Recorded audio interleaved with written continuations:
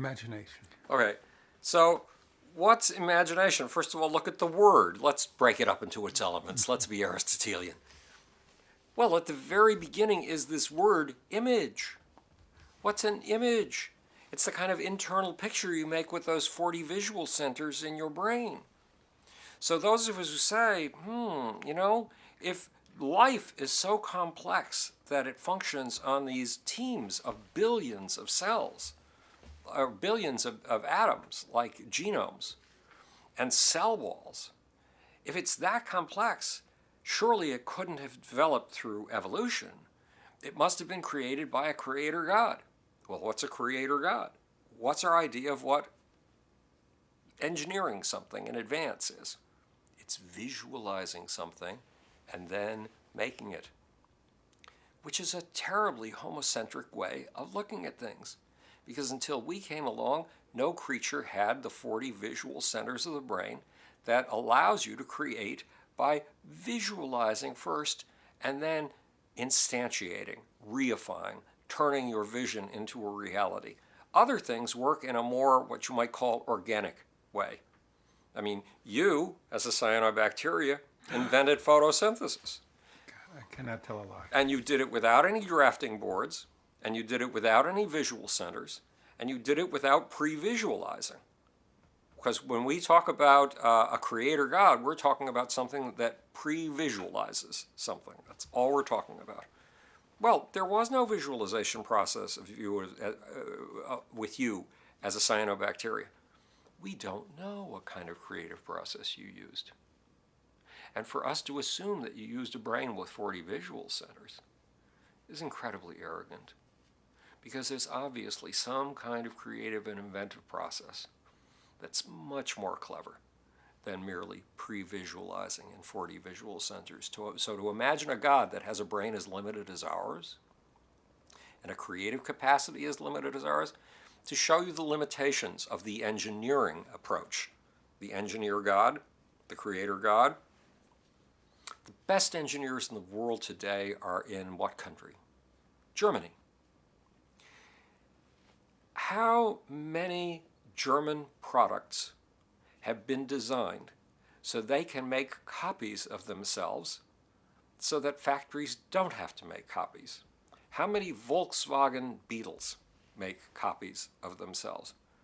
How many Mercedes-Benz make copies of themselves? How many BMWs make copies of themselves? They don't. They don't. But even you as a cyanobacteria 3.8 billion years ago were capable of making copies of yourself. You had a creative process built into you, much more powerful than any engineer today can even imagine.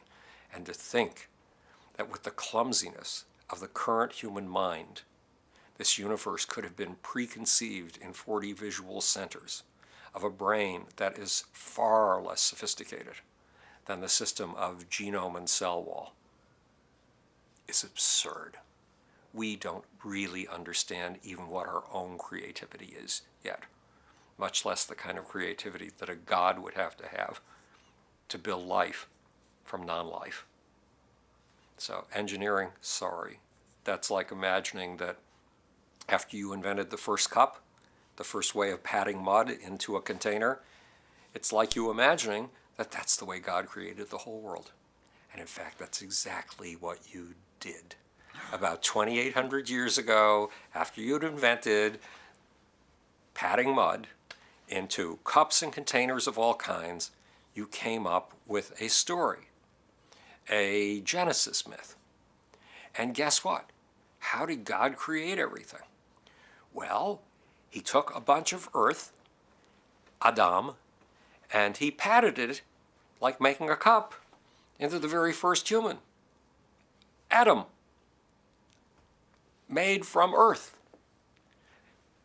That myth is in the Bible. And then, okay, so you've got people who live in cities, and they've gotten used to your crazy idea of making things from bricks. In fact, in the city of Babylon, they have brick walls that are 60 feet thick and 60 feet high, made of millions upon millions upon millions of bricks. surrounding a city made of millions upon millions upon millions upon millions of even more bricks. So in Babylon, if you want to imagine a god and how he's going to create the universe, well, of course he creates it out of mud. That's how you created your city. That's the one vision of creation in the Bible, left over from Babylon. The Jews originally, according to the Bible, came from one of the cities of the Mesopotamian Tigris-Euphrates area, Babylon, one of those cities. Probably because it was older. But Jews also spent a lot of time wandering in the desert. Now, when you wander in the desert, physical possessions are no longer things of great value. Physical possessions like mud, the stuff made of mud, are impediments. They're dead weights, and you don't want to carry dead weights around. So in the desert, you use a portable technology, something that will weigh as little as possible. And what's the technology humans have invented that weighs the least? Do you have any idea? Bags? Language. It weighs nothing. All it weighs is the 3% of your body weight of your brain. That's all it weighs. And you need that brain anyway. So what do you see as how God made the universe? Because you cast God in your own image and the image of your own technology. God is always cast in the image of a technology. And so you imagine that God spoke the world into existence. And in the beginning, there was the Word. And God parted the light from the waters. And God named the animals. It's all done with language because that's your technology, is language. So today, when the creationists, the intelligent design people, imagine how God would have created the universe, they imagine an engineer. Because that's the current technology. Actually, these days it's a CAD machine. Can you imagine God in heaven with his CAD machine designing the universe? Computer automated design. Mm-hmm. It's been around for about 20 years. Yeah. So that's the way they imagine things. How stupid. Do they really think that God could be that profoundly limited? Haven't they looked at the universe around us? Yes, they have. As a matter of fact, Michael Behe, the leading intellectual figure in the creationist community, has looked a hell of a lot harder at the mysteries of life and the mystery of the rotary motor that powers a flagella that propels you. If you're a bacteria, if you have a stalk that roots you to your energy source, your food, and that stalk has a glue on the end that's so powerful that material scientists are trying to imitate it today and they can't get anywhere near it yet. That's how powerfully you are committed to your piece of property, your piece of land. But when you give birth to children, your children don't look like you. They don't have stalks. They have these long whip-like propellers on little rotary motors. Why? Because they're built on the assumption. They're built on the assumption of an underlying pattern of nature. That assumption is my dad, or mom, actually you're a mom now, my mom is going to use up all the food that she's rooted herself to. And if I want to have anything, I'm going to have to go out and seek my fortune. But I'm not going to do it alone. Bacteria never do anything alone. I'm going to get together with a group of 10,000 other bacteria, and we're all going to be built. Our moms are built to stay in place and homestead. We're built to scoot, to sail, to explore, to go out into new territory. So 10,000 of us at a time are going to go out into the wilderness and take a chance that we can make that great poisonous nothingness out there into something valuable, into another Garden of Eden, that we will find our fortune out there. Because the whole thing underlying fairy tales, the idea of going out to find your fortune, the line that shows up over and over again, that's built into the biology of bacteria and built into the biology of just about every kind of creature on the face of Mother Earth. In one of my books, The Genius of the Beast, a Radical Revision of Capitalism, that's called the fission-fusion strategy. First, we root ourselves in place.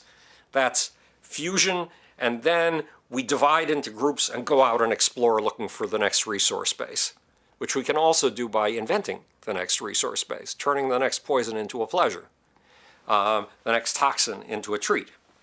And so you go out until you find if you find a wilderness, if you get to the end of the trail and you've used up all your energy and you haven't found anything to eat, you neatly kill yourself off. But before you kill yourself off, that's called apoptosis.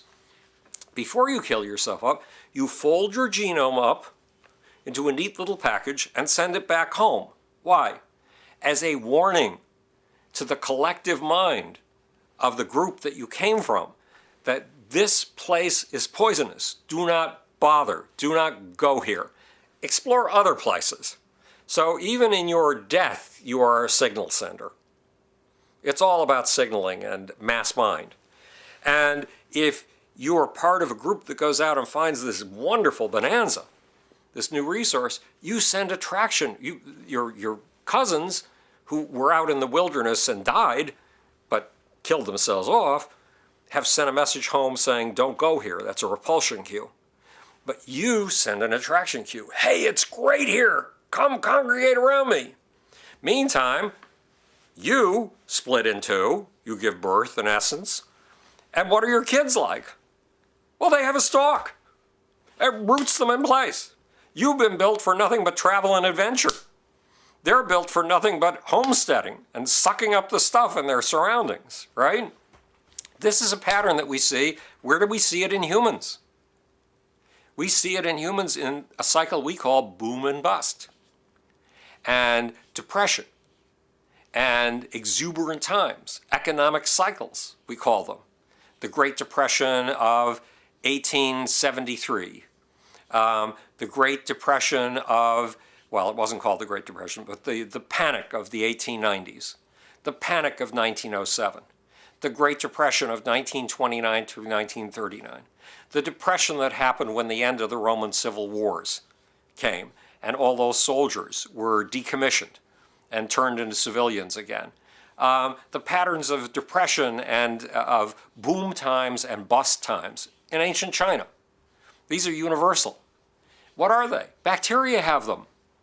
It's the cycle of going from the homesteading to the exploration, the homesteading to the exploration, the conservative thinking of just doing things in the way that they've always been done, versus the kind of revolutionary rebellious phase where teenagers rule, and where everybody has an exploratory way of looking at things.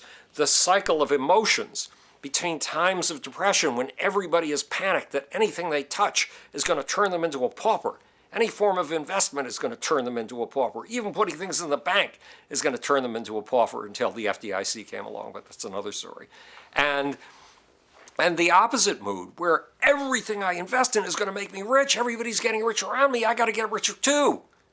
And you'll see those cycles in the 1600s and the 1700s and the 1800s, periods of wild exuberance. The tulip mania is cited in economic circles a lot. The South Sea bubble.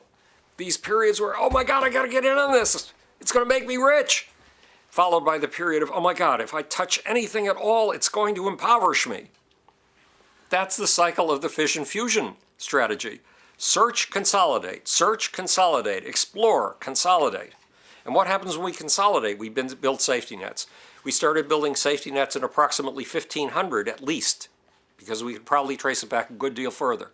When we started building programs to support the poor, to keep them from dying in difficult times. That's 1500. And if we wanted to trace it back, charity's in the Bible. When was the Bible consolidated? About 2,300 years ago. Charity's a basic concept. Take care of the poor, for God's sakes. That's safety nets already. That's a socially prescribed safety net. Why? For periods of consolidation when things are really bad. What's the lesson of Joseph when he's sold into slavery in Egypt? Joseph is called to the Pharaoh to interpret his dream. And the Pharaoh has a dream of 7 fat sheep or 7 fat cows, followed by 7 deathly skinny cows. And Joseph says something a bacteria could have told you. He says, we're going to have good times, and then we're going to have bad times. So during the good times, we better store all the surplus that we can to make it through the bad times. And see, he introduces the idea of storehouses into Egypt. And guess what happens? Bad times eventually happen, right? And he's prepared for them. That's why the family that sold him into slavery has to come to him begging for something to eat and has to bargain with him, saying, we'll even give up ourselves. We'll be your slaves. Just feed us, for God's sakes, before we die. Well, that's a pattern bacteria could have talked about. You know, bacteria go through the same cycle. Plenty, when they are fat and root themselves to the land and suck up all they can, and then they use that energy to produce their next generation. That does what? Goes out into the wilderness and explores, looking for the next good times. It flees from home. It's afraid. And yet it goes out and explores and looks for the next pattern. This is a pattern, the fission-fusion cycle, that underlies all of life. It's been part of the wisdom. We talked about the underlying patterns. Are there underlying patterns of life? Or is this sheerly human arrogance to assume that there are underlying patterns that we can understand? Bacteria are based on an axiom. Bacteria are based on an assumption that the world is predictable, that certain underlying patterns, like the patterns that we can achieve through an alternation between exploration and consolidation, back and forth, that this will allow us to consistently explore the world, and the world will have patterns of plenty and drought. So we have to come up with a strategy to survive beyond those patterns. That's so basic it goes back 3.85 billion years. And we think it's uniquely human. No, that's silly. All life is a pattern-finding mechanism. More than that, it's a pattern-riding mechanism. Life is a surfer. What does a surfer do? It takes what could be a catastrophe, the biggest waves possible. You know how surfers go out looking for absolutely the biggest wave? They can kill them. They love to ride the kind of wave that takes out an entire island like Aceh, I think it was, in Malaysia in 2003. Were they out there? No, but they would have loved it because they look for 70-foot, 80-foot waves. Why?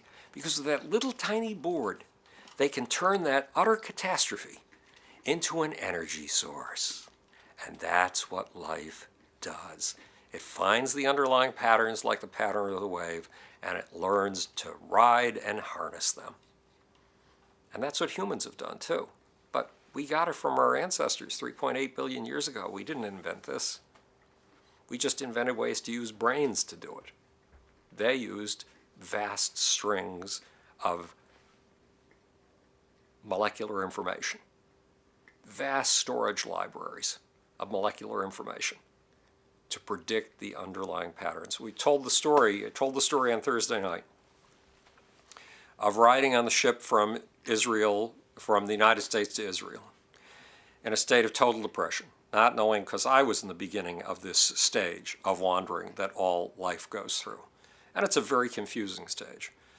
And when we were docked in New York, I saw all the seagulls swarming around the tail end of the ship. And when we got 100 miles out to sea, the same seagulls were there following us. And when we got 500 miles out to sea, the same seagulls were following us. And 1,000 miles out to sea, and the same seagulls were still following us. Here's the problem. Back in New York, they'd had nests. At least I assumed they had nests. When they got 100 miles out, I figured they could still get to their nests if they wanted to. By the time we were 500 miles out or 1,000 miles out, it was obvious these seagulls were spending their entire day and night in the air. And they had no nests. And if they landed someplace, the only place to land, because they didn't land on the ship, nobody would have allowed that, they would have had to land in the sea. Well, two of the most tricky mediums in the world, media that stir up disaster all the time, are the air with its strange, bizarre winds, and the sea with its strange, bizarre turbulences. How could they possibly live in an environment of nothing but turbulence? Fluid dynamic turbulence, which we as humans have not even learned to predict with our mathematics. How? By seeing the underlying patterns, by getting them down pat with muscle memory and molecular memory, the molecular memory of their genes that built a way of coping with this natural pattern into them. So the pattern hunting you're talking about is endemic to life. And it indicates, because life has been around for roughly a third to a fourth of the universe's entire existence, Life has been around for almost 4 billion years. The universe has only been around for 13.77 billion years. That's a big chunk of time.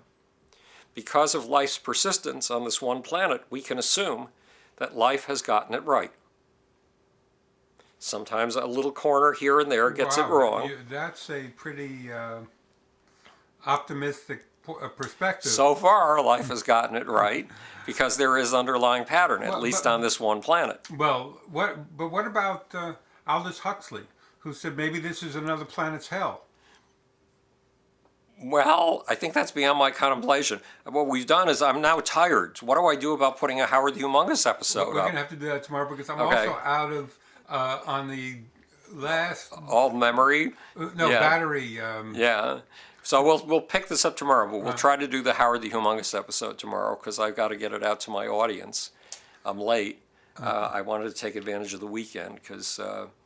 Well, you think that's really interesting that you're have projected this.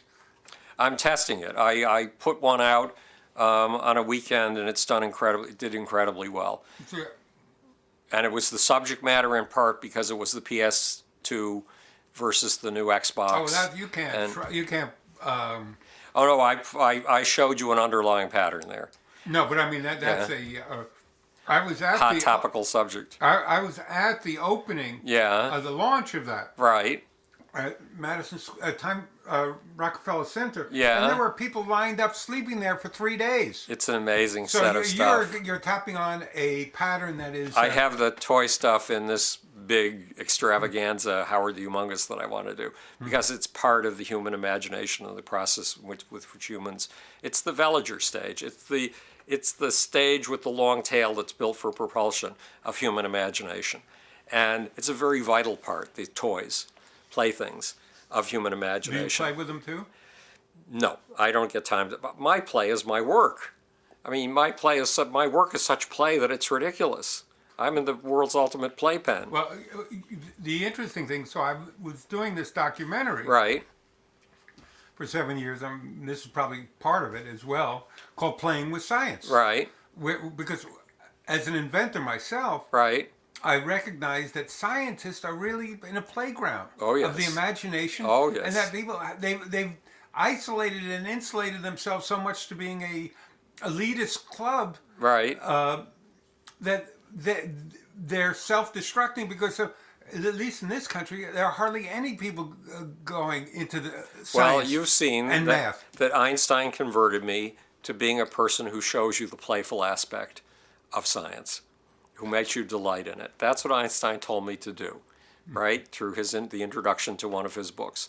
And it's been wonderful because he told me to play, of all things, Einstein. So Einstein had a social consciousness. So in 1947, Einstein sent a letter to Truman. It actually was a letter written by Hans Bethe. It was written by two other physicists who couldn't figure out how to get it to Truman, not Truman, to FDR.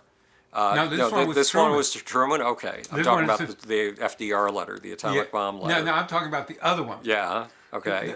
The FDR letter that Einstein was involved in too. He regretted for the rest of his life. Two Jewish Hungarian scientists who couldn't figure out how to get it to FDR and discovered that Einstein was staying on a vacation home on Long Island. And they got in, I forget exactly the brand of car, I have it in one of my books, The God Problem. They got into the car, drove 110 miles out to Long Island or something like that, showed the letter to Einstein and asked if he would sign it so get FDR's attention. So that was the atomic bomb letter. My letter is different. Yeah, go ahead. So he writes to Truman, Right. and says from what I understand, from the guy who went out to see him, Right. Truman had initiated a science, which later became the NSA, the National Science Foundation. NSF. He had some science guy, and so he goes out and visits Einstein in Princeton. Right. And Einstein says to him, He's got the solution to the world's war Yeah. situation. He says that we will be in war for the rest of humanity's existence until we all live under one nation, Right. and that nation should be the United States. Right. You know, because he realized So that it's a people were Pax United States again, Yeah. right? Pax America. Pax Americana. I wonder what he would say now. Well, you know that there are a lot of people who are convinced that there's been a one world conspiracy going on. Barack Obama was, of course, a part of it, and it's to subjugate the United States to the United Nations, and that the people who are trying to do this have black helicopters and all kinds of are manipulating the Fed and the Federal Reserve Bank and all kinds of instruments, and it's the Jews are controlling the world conspiracy, sometimes with Jews, sometimes without Jews, it doesn't matter. And one way or the other, these people talk about pictures of the invisible world. These people are absolutely, totally convinced of this. It is their daily reality. That's why they insist on having guns. That's why they insist that the second element of the Bill of Rights guarantees the personal right to own firearms, even though it says, for the sake of well-regulated militia, people shall be allowed. And well-regulated, that goes against these people's philosophy, government regulation. So they forget about some of the vital words in this. But they want their guns so that when the black helicopters arrive, they can shoot their way to freedom. And that's as vivid a reality in their daily imagination as your reality of the existence of welfare or Social Security is. And mine is of, I don't know, the satellite that SpaceX just put up for the Belgians. And the fact that they were able to bring it in at a third of the normal cost means that they can reach whole parts of the world with communication satellites that have never been reached before. That's all in my head, Gio. You know, I only get that through words given to me electronically. It could be all wrong. You know, I haven't been out of the house for 3 weeks with this foot injury. What the hell do I know? And I've never seen a satellite. Have you? Yeah, I have out in the ocean. You can see them moving around. Oh, okay. But have you ever seen a satellite? You know that's a satellite? All you know is a little pinprick of light. You're told how to interpret it, but that interpretation could be wrong. It could be anything. Yeah. And we've never seen a rocket go up. Okay, I have a friend, Buzz Aldrin. I have a guy who supports me in ways that are just beyond belief, Edgar Mitchell. They believe there are rockets because they've gone up with them. They believe the moon is actually a big rock because they've stood on it. To me, that's all just reports. What do I know? So yeah, what do you know? That's a big problem, right? And you are this vacuum cleaner of information. That's right. But as Einstein, your mentor, says, imagination is more important than information. That's right. And one thing to be very aware of all the time is sometimes, remember the fission-fusion strategy. Sometimes it's very important to have confidence in your information so you can work on the premises that you have chosen to assume. And then sometimes it's very valuable to become insecure about everything that you know and see it from a distance as if you were a Martian on a different planet. And how would you see yourself? You need both of those. You need the fission-fusion strategy, just like the bacteria do. It's ridiculous. Here you have 100 million cells in your brain cooperating in a community that produces emergent properties that we can't describe with our science, despite 30 years of trying consciousness studies. And we still don't have a clue, because we don't understand emergent properties. We don't understand how these two muscles work together to produce this. And we don't understand how taking two gases, hydrogen and oxygen, and putting them together with a match, a lit match, produces an explosion and water. What is the matter with us? We are wondrous creatures who are capable of imagining our limitations, and once we imagine our limitations, are capable of going beyond them. But when we don't imagine our limitations close in on us and imprison us. And with that, we shall end this episode of... Right. Not quite Howard the Humongous. Not okay. quite. We're ending an episode of... You want to know why? Ask how. Howard the Humongous! I controlled. Yes, I controlled the volume. Yes, with our guest videographer and dialoguer, Geo Geller. Yes. Great. So because we're about out of everything here. Yeah. So put that on pause.